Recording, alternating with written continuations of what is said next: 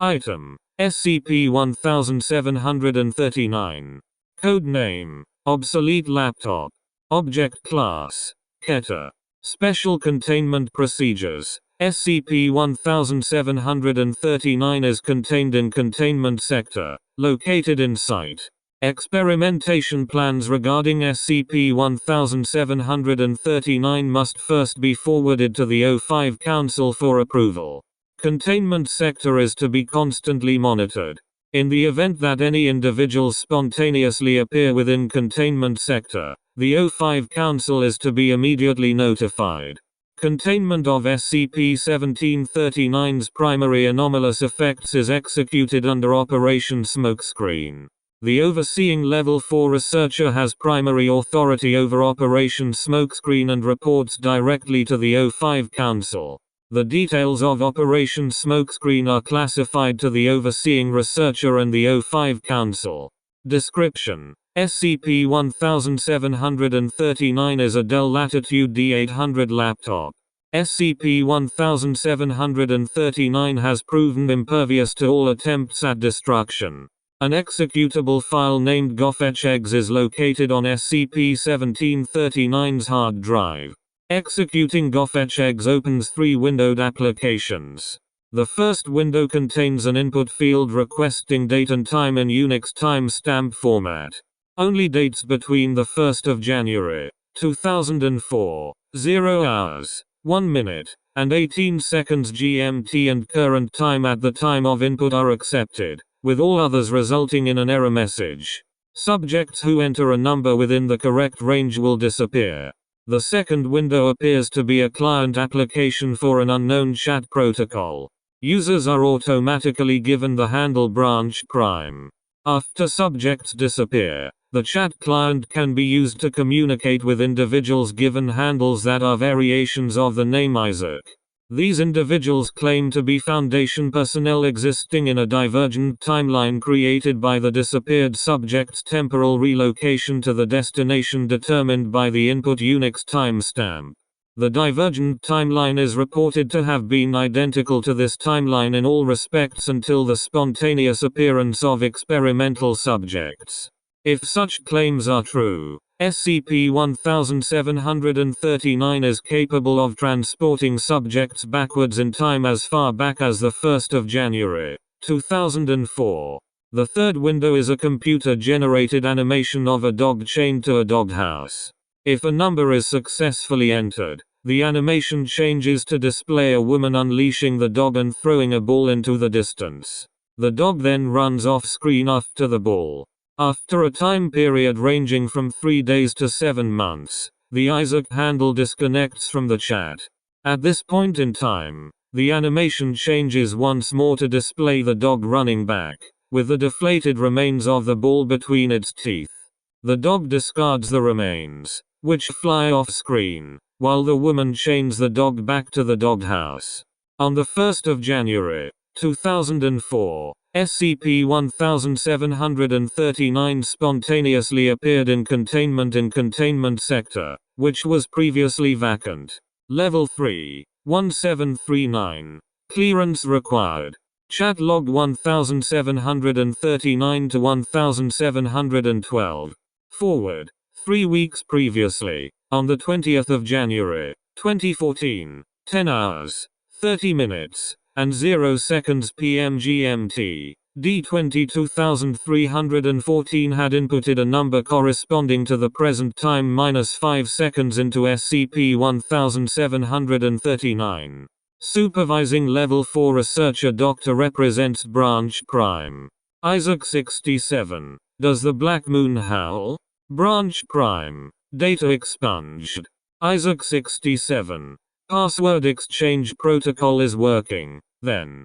Isaac 67. I'm sending you the analysis of SCP-1739 taken after D-20-2314 appeared in this timeline. Isaac 67 has uploaded. Isaac 67. Our research team compared it to the analysis of SCP-1739 that was taken before D-20-2314 appeared. The two are identical. There's nothing that suggests that a change in this timeline's instance of SCP-1739 is what's causing us to spontaneously log out. Branch Prime, Isaac 67. And at the same time, the chance that I'm just some construct of the executable file itself is becoming increasingly unlikely, isn't it? Branch Prime, well, who knows? Chat log 1739 to 1719. Isaac 67. Does the Black Moon howl? Branch Prime. Data expunged. Isaac 67. This is a breach of protocol, but it doesn't matter. In all likelihood the O5's going to censor this on your end, but they're too busy to stop me on this one. Branch Prime. What's happening? Isaac 67. I have answers. I know why I'm going to disconnect very shortly. But first, a question. Isaac 67. Is your world ending? Branch Prime. I don't know what you're talking about. And no, I have no reason to believe that the world's ending. Isaac 67. I hope you're not acting. Isaac 67. Well, I know you're not acting. Isaac 67. Because I'm not. And no amount of pressure or coercion can change that. Which means the same for you. Isaac 67. That's all I needed. I want you to go to the O5 Council. When they ask you why you've come, give them this document. Isaac 67 has uploaded. Isaac 67. The cause of the disconnect is the destruction of this universe. But while this universe is ending, yours isn't. There's only one point of divergence. We don't know whether this thing is meant to put people on a lifeboat or exile them to a sinking ship. The latter seems far more likely. Regardless. Isaac 67. I want you to read that document before you give it to the O5. Look for the warning signs. There are certain patterns that hold the universe together, and I know but you don't, that heat death is only the beginning. Afterward, 3 hours later, Isaac 67 disconnected. Level 4, 1739. Clearance required. Chat log 1739 to 1725. Forward. Experimental procedure had been reproduced using D22358 as test subject. Isaac 132. Does the Black Moon howl? Branch Prime. Data expunged. Isaac 132. I've realized that they really could not have chosen a worse person to research this object. I would strongly recommend that you resign immediately. Branch Prime. Please explain. Branch Prime. I'm surprised that you'd think that.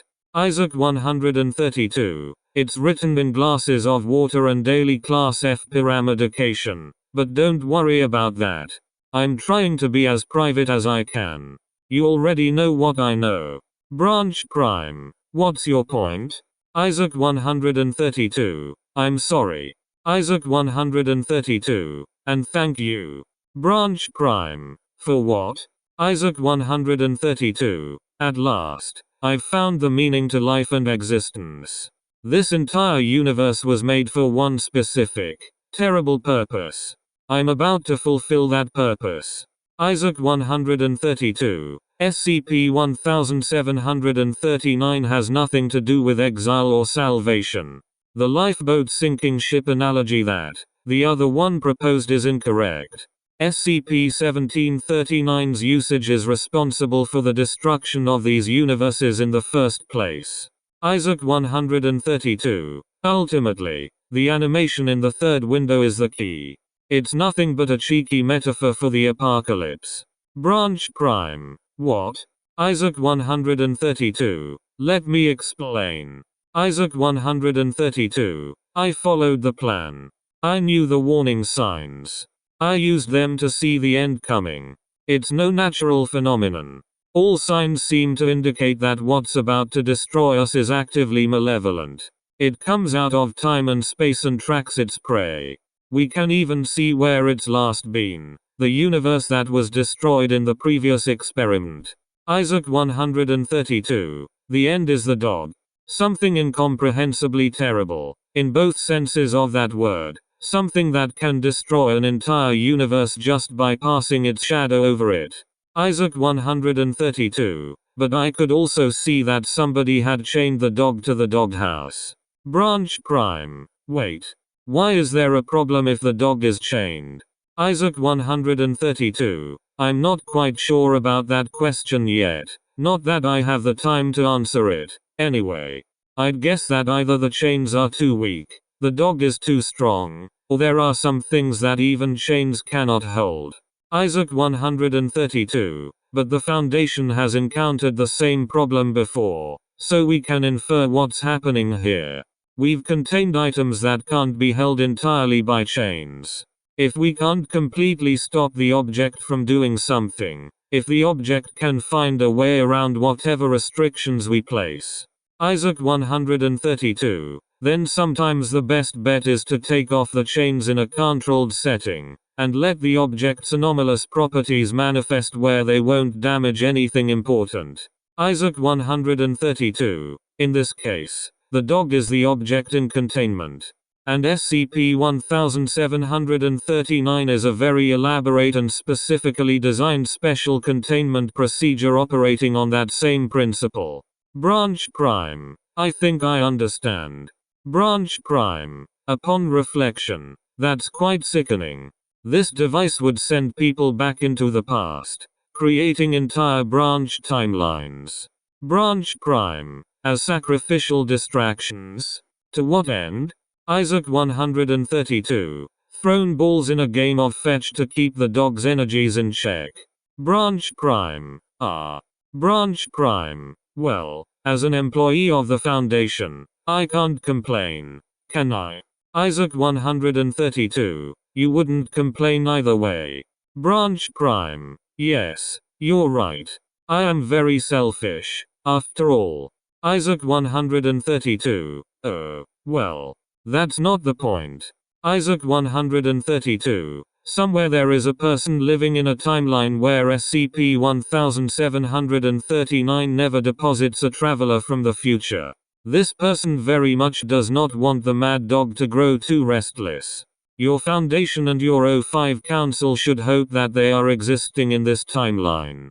Isaac 132. Stop sending people back into the past. Branch Prime. Alright. I'll forward this information to the O5 Council. Even if they don't object, it's a certainty that the Ethics Committee will. Branch Prime. How much time do you have left? Isaac 132. A couple seconds. Isaac 132. But I have spent my entire life patiently waiting. Isaac 132. And I have no intention of hurrying now. Isaac 132. It's rather surreal for you, isn't it? Branch Prime. It is. Branch Prime. I'm envious. Isaac 132. Haha. Isaac 132. Well, it's been a pleasure. Isaac 132 has disconnected. Afterward, following evaluation of the previous test logs, the O5 Council has transferred Doctor to a different project. Ethics Committee investigations are ongoing. Addendum 1739A. Operation Smokescreen is underway to prevent SCP-1739 from depositing travelers from the future.